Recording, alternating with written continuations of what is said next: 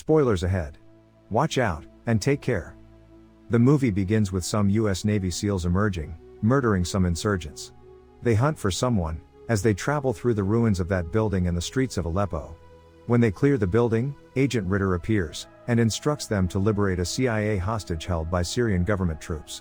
After receiving some brief information from that agent, team leader John Kelly relocates his team to a different part of town. They launch an attack on a suspected building, and liberate the captives. When they finish the mission, John Kelly searches the pockets of a dead Syrian soldier, and discovers via his phone data that he was an ex-Russian army soldier. Agent Ritter requests that he abandon this matter, and move as soon as possible. A Russian unit shoots an RPG at them as they were leaving. Kelly and his squad conduct a counteroffensive. They quickly recognize that it was not a safe haven for Syrian forces, but rather a Russian arms depot. During the hard battle, they and the liberated hostage flee to the building's top, where a chopper awaits them. Aboard the chopper, Kelly blames Ritter for his men's deaths at the hands of the Russians. They will soon blast the building and flee. Next, one of Kelly's team members, who had recently retired from the military and is spending time with his family at home, is hit by a van outside his house. After a while, another retired team member is assassinated on the road, by some unknown assailants. These were among the troops that helped liberate the CIA hostage in Aleppo 3 years ago. While Kelly and his wife are getting ready to sleep in their bedroom at night, he leaves her to sleep and goes to the sofa, to eat snacks and listen to music. His laptop eventually shuts down. He realizes that the power in his house has gone off. He hears footsteps approaching and a door opening, so he pulls his revolver from the drawer, and follows the footsteps. He discovers that several people have broken into his home. They murder his pregnant wife, as Kelly murders them one by one. He is ready to kill the last one, when he gets shot and wounded. As the attacker runs out of shots, he flees the house.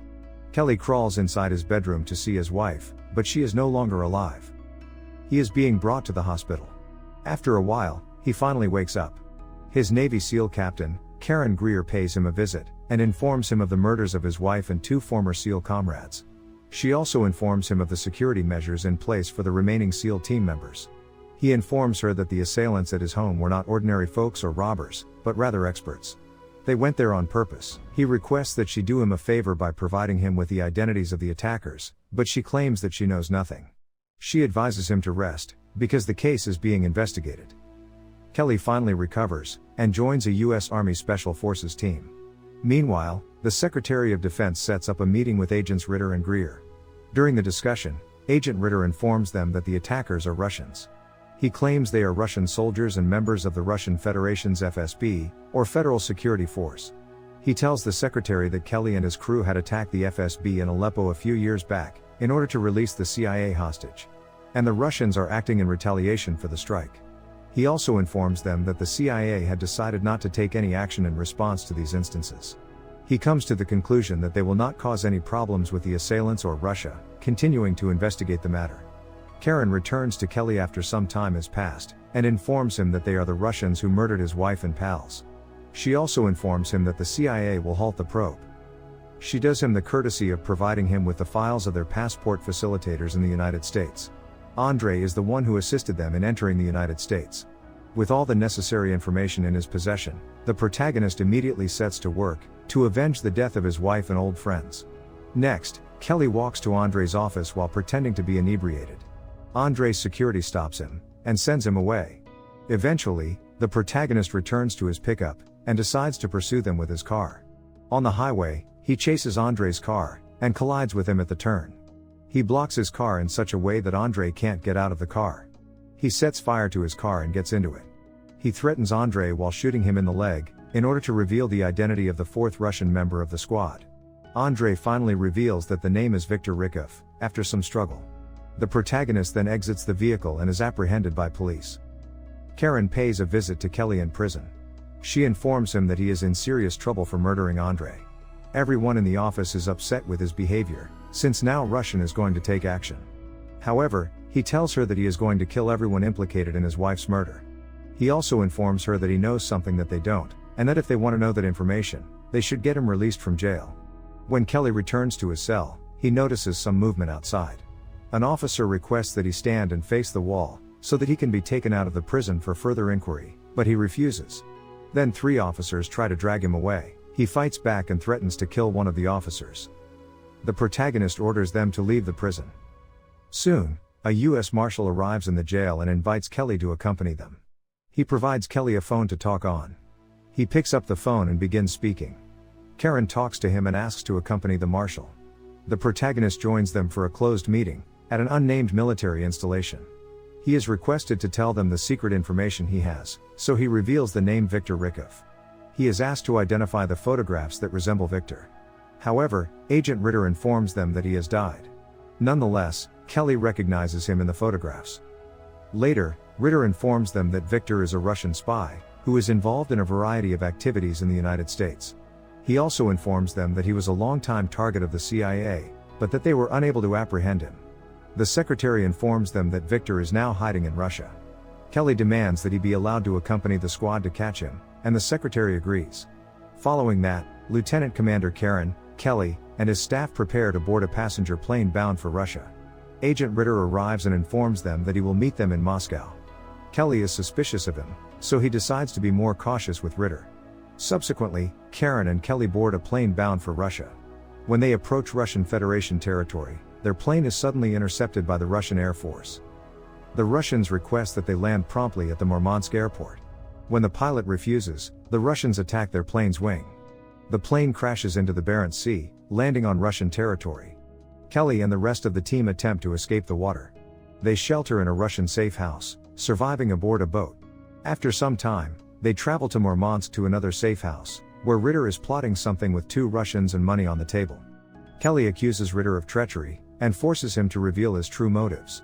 Ritter tells him that he arrived after the plane assault, when they assumed they were dead, and that he has come to finish the mission of apprehending Victor. He also informs him that he hired those 2 Russians to guide them to Victor. Kelly is about to shoot while choking him. Karen arrives and begs him not to lose his cool. The protagonist manages to control his emotions, and eventually spares Ritter's life. Agent Ritter then leads them to Victor's flat. Kelly arrives to discover Victor's bodyguards already dead. He notices Victor, who is dressed in a suicide jacket, waiting for them. Victor greets Kelly, and informs that he knew that the protagonist and his men were on their way to Russia to kill him. Victor assures him that he was not the one who planned to kill Kelly and his pregnant wife. Kelly keeps listening, and Victor claims that he and Kelly are in the same boat, and that someone led them here to murder themselves. Kelly then asks him to listen to him, but he pushes the button and blows himself up. A sniper shoots Dallas, one of Kelly's squad members, after the explosion. They are having difficulty locating the sniper. Soon, they figure it out in some way and kill him. However, in the meantime, another sniper begins to fire on them. Karen and Kelly eventually track down the enemies, and murder them in action. Meanwhile, Russian police and military have encircled the residential complex. Kelly directs his troops to run through the back of the building, as he turns to face the cops on the rooftop. He detonates a device, killing many police officers, while his men successfully flee the apartment building in a van. Kelly keeps enemies busy with him while others escape. He also fights the military men who are coming to capture him on the apartment stairs.